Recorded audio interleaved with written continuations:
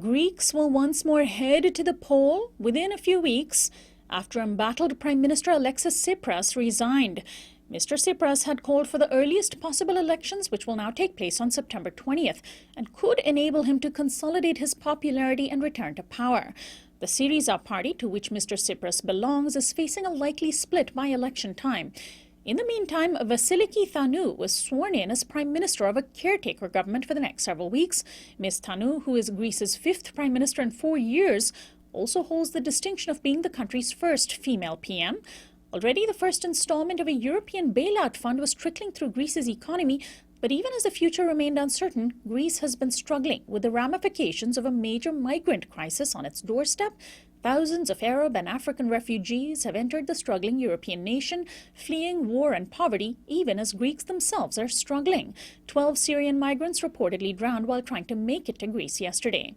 Joining me today is Costas Panayotakis. He's a professor of sociology at the City University of New York and author of Remaking Scarcity: From Capitalist Inefficiency to Economic Democracy. Welcome back to the program, Costas.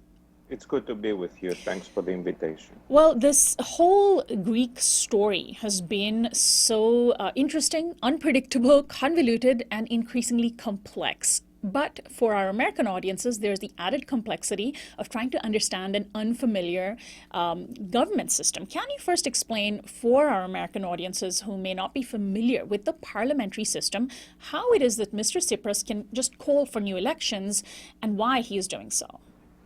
Yeah, basically, Greece has a multi-party system. It's a parliamentary system. What that means is that when there is a national election, people vote for a party, and depending on how well a party does, it gets a number of deputies in the parliament. The Greek parliament has 300 deputies, so any government, in order to have a majority, it needs to have a majority in the government, in the parliament, in order to pass any legislation. So the last government had, the Syriza party had 149 deputies as a result of the January election, so they didn't quite have a majority.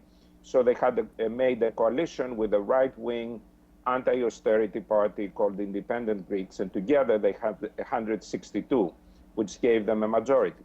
But because of Syriza leaders' subaltern and the fact that the negotiation forced the Syriza government to accept a continuation of austerity, about 40 members of the Syriza party, 40 deputies, did not support this subaltern, and they did not vote for the legislation.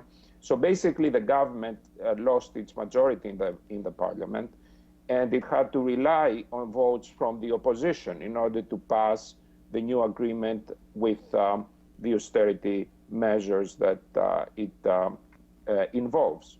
And because of that, Tsipras resigned, and of course he's going to run again for re-election.